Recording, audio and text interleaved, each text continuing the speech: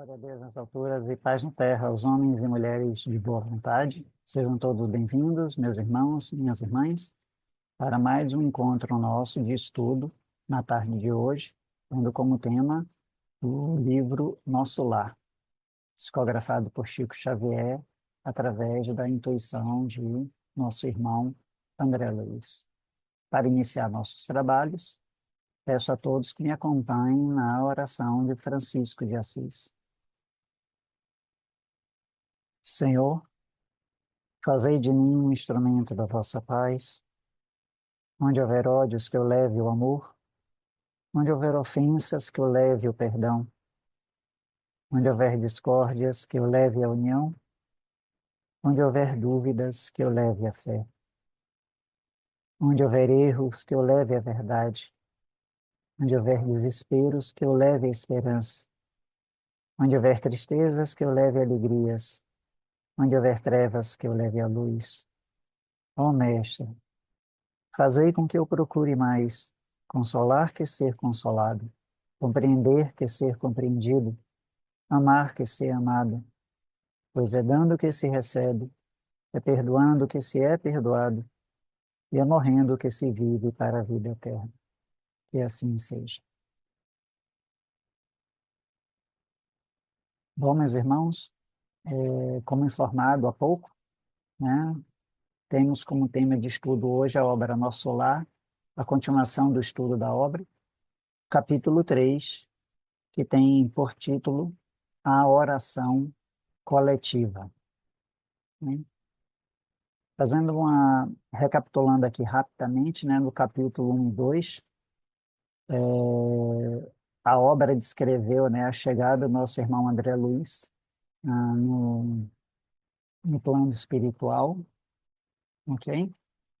E os seus momentos de surpresa, né, de incompreensão, porque não era o que ele esperava, e também um grande sofrimento por conta do cenário em que ele se encontrava. Né? O ambiente, as energias, os fluidos, né? toda a, todos os elementos que compunham aquela região ali do plano espiritual. Um plano de natureza mais grosseira, um plano de natureza mais cáustica, de sofrimento. E nosso irmão passou muito tempo ali naquela região, né?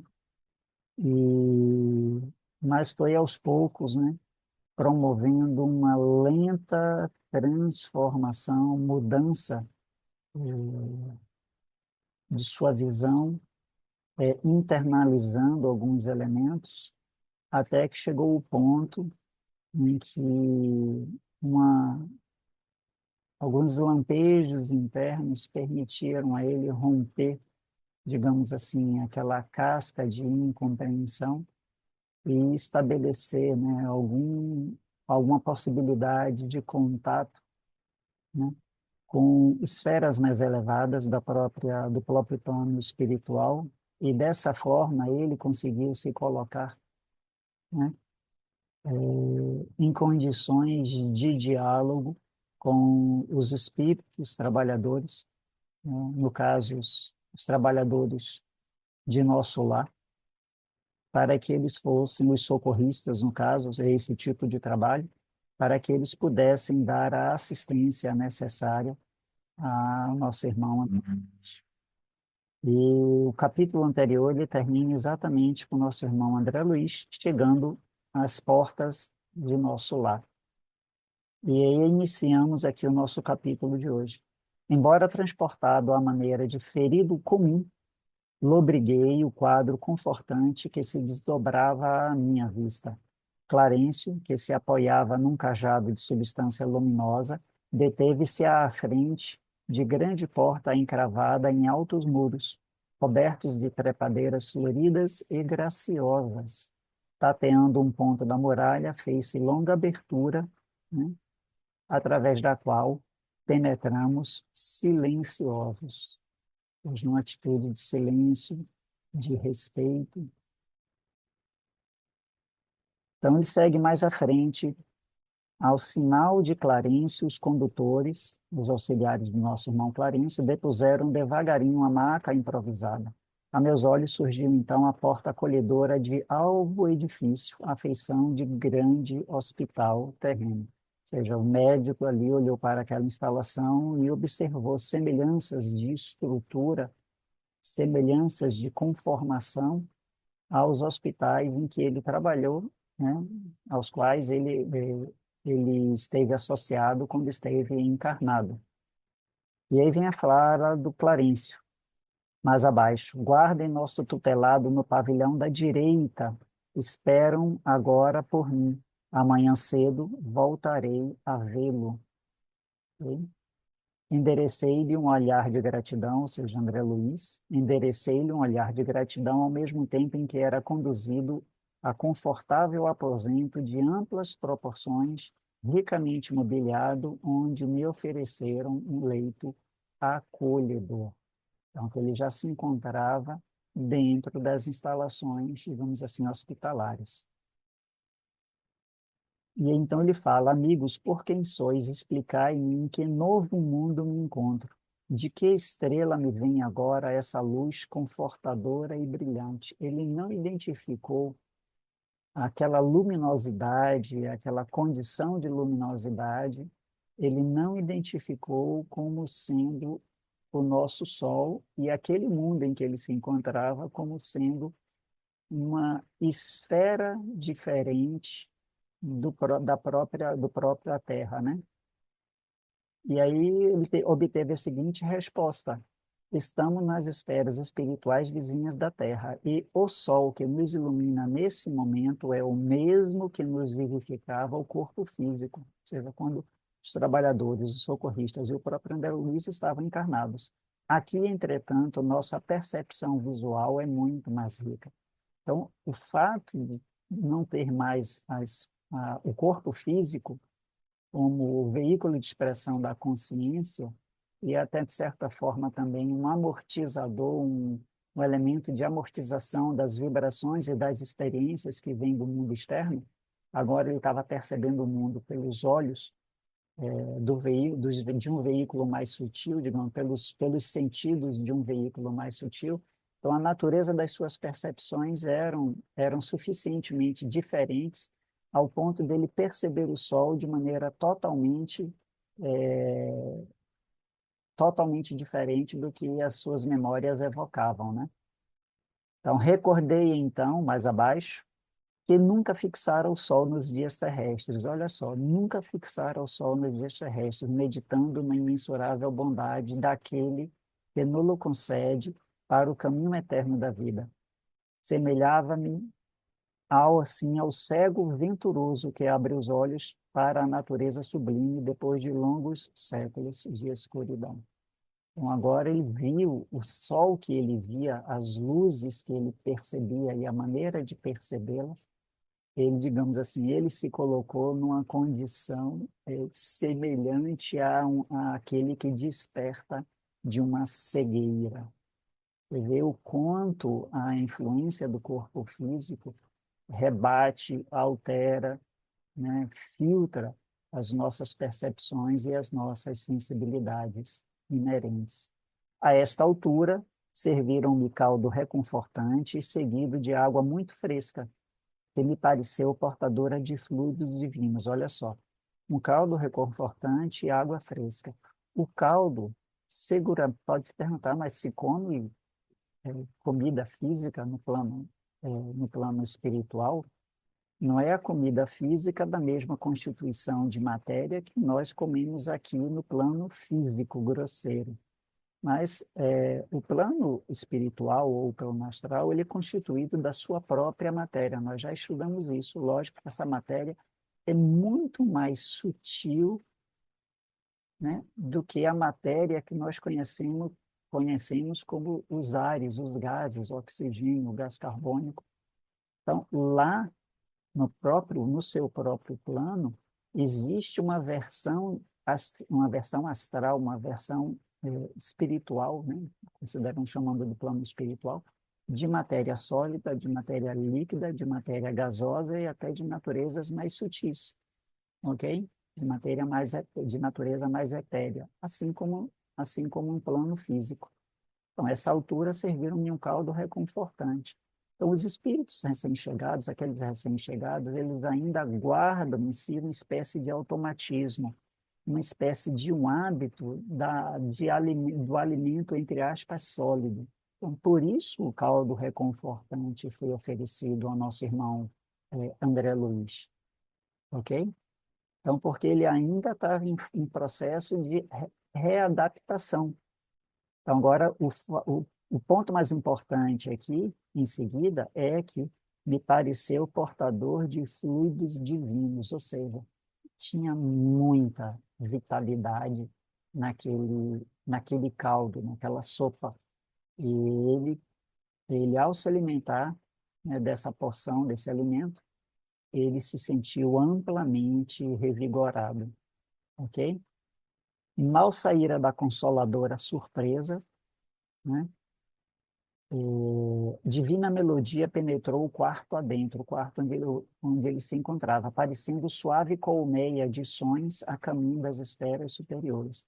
Ele percebeu melodias através do ar, né? Através dos seus sentidos, e ante o meu olhar indagador, o enfermeiro que permanecia ao seu lado, né, esclareceu bondoso. É chegado o crepúsculo, final da tarde, nosso lar. Em todos os núcleos desta colônia de trabalho, é uma colônia espiritual consagrada ao Cristo, há ligação direta com as preces da governadoria, ou seja, nosso lar é uma estrutura organizada, é uma estrutura que tem, além dos departamentos, os setores de trabalho, cada um desses departamentos e setores, elas são organizadas e são administradas a partir de um órgão central chamado a governadoria, ok? Não vou entrar em detalhes porque a própria obra vai trazer isso nos capítulos subsequentes. E aí estabelece-se um diálogo. Agora fique em paz, voltarei logo após a oração, ou seja, o nosso irmão aqui, o socorrista, ele deu indicação que aquela música ali era um sinal para todos os habitantes do nosso lar que estava próximo ao momento de uma oração coletiva.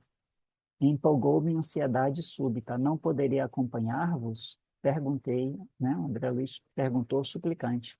Está ainda fraco, esclareceu ele gentil.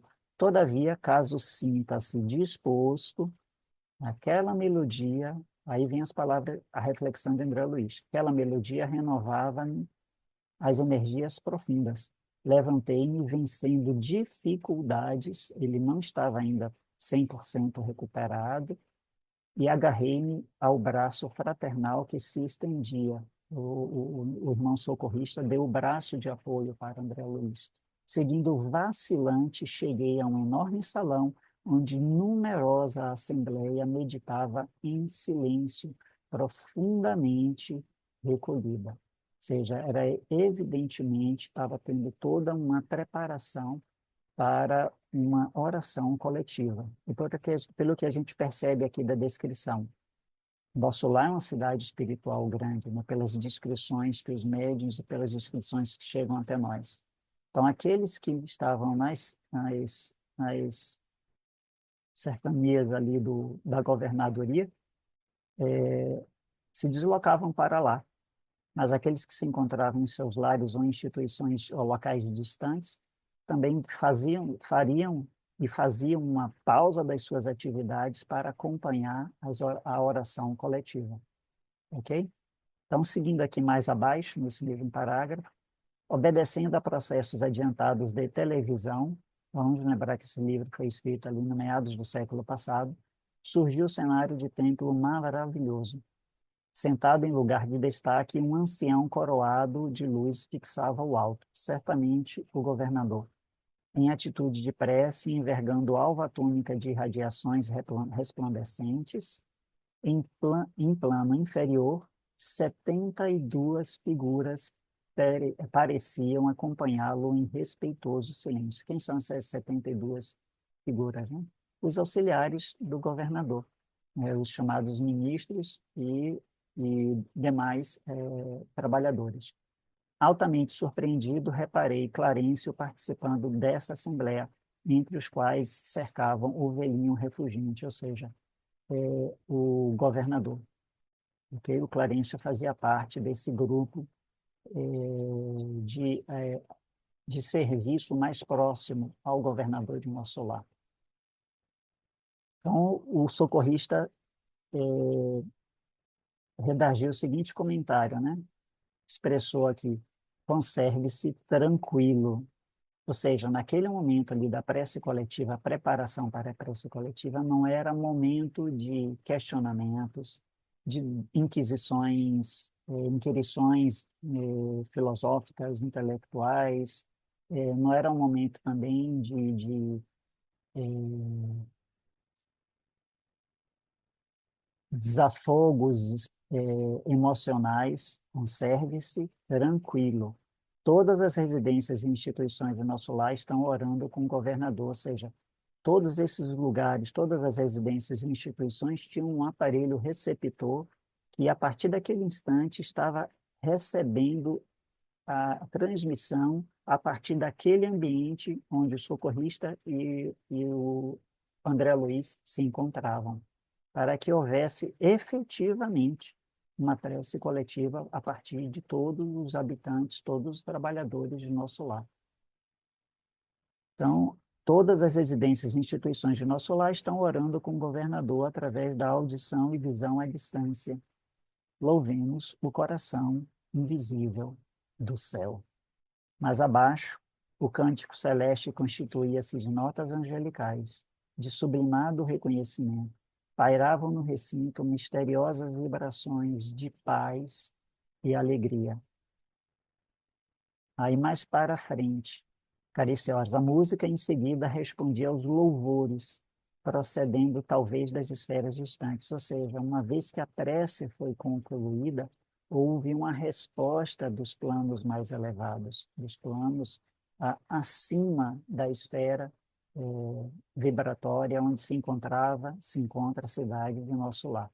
Então, foi aí que a abundante chuva de flores azuis, olha só, se derramou sobre nós. Então, com formações fluídicas. Mas se fixávamos os miosótis celestiais, não conseguimos detê-los nas mãos. As corolas minúsculas desfaziam-se de leve ao tocar-nos a fronte, ao tocar a mão, trocar o rosto, experimentando eu, por minha vez, singular renovação de energias ao contato dessas pétalas fluídicas que me balsamizavam o coração. Já eram energias tão elevadas e reconfortantes, né, que transferiam esses seus fluidos, essa sua carga magnética e energética, né, como uma chuva de pétalas, literalmente, sobre todos os habitantes de nosso lar. Ok? Ah, mas o telhado? Não, isso daí era materializado a partir do ar. Então, não importa os tetos, os telhados, né, transpassava. Terminada a sublime oração, regressei ao aposento de enfermo, amparado pelo amigo. Entretanto, não era mais o doente grave de horas antes. A primeira prece coletiva em nosso lar operara em mim completa transformação. Conforto inesperado envolvia-me a alma. Pela primeira vez, depois de anos consecutivos de sofrimento, o pobre coração, saudoso e atormentado, à maneira de cálice, muito tempo vazio, enchera-se de novo de gotas generosas do licor da esperança.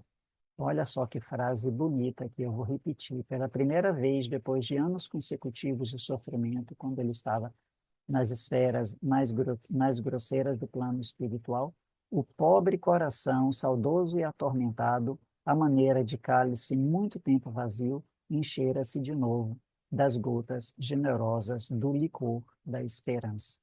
Então, meus irmãos, olha só que maravilha de descrição.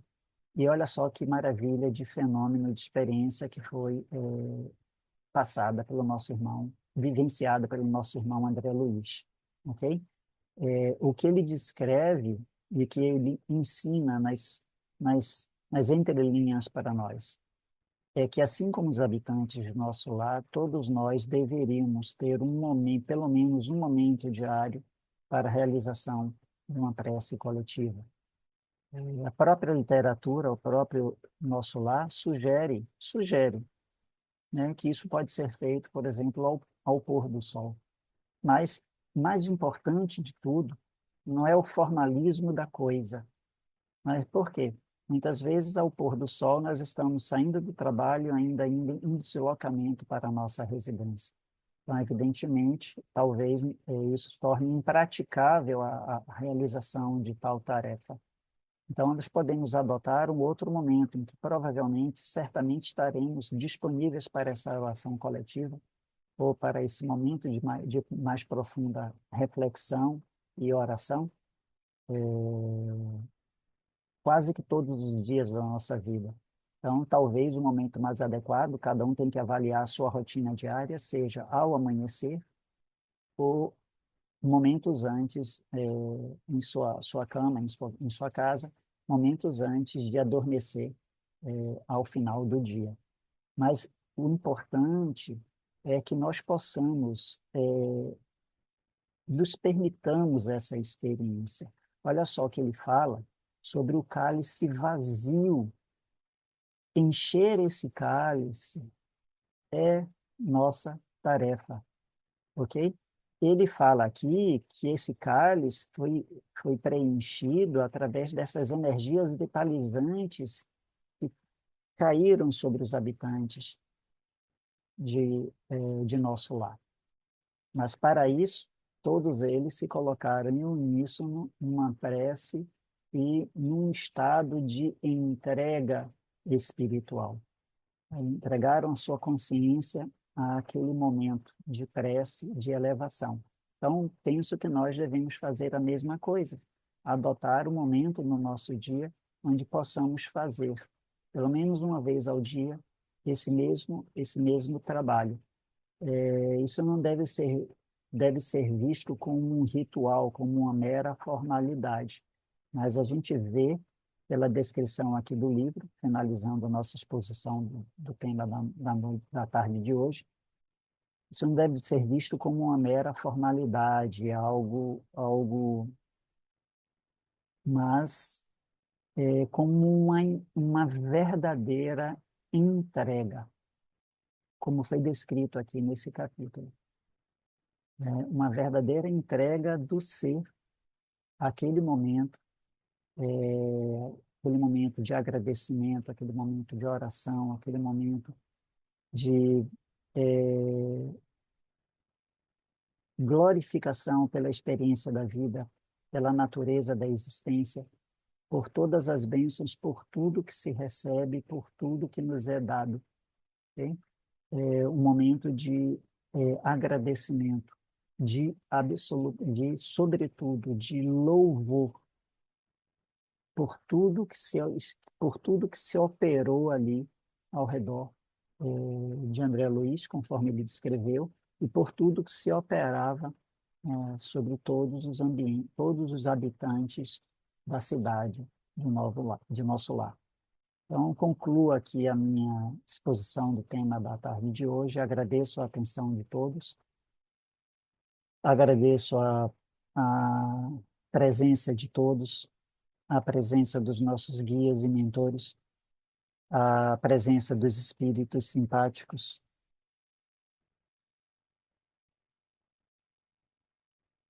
E peço que os méritos produzidos através do estudo da, dessa, desse dia, desse nosso encontro de sábado, que as energias e os fluidos produzidos a partir desse nosso encontro possam alcançar outros seres e outras consciências, trazendo a eles a paz, a harmonia, o entendimento e a saúde interna e externa. Glória a Deus nas alturas e paz na terra aos homens e mulheres de boa vontade. Uma boa tarde a todos. Até o nosso próximo encontro, se Deus quiser.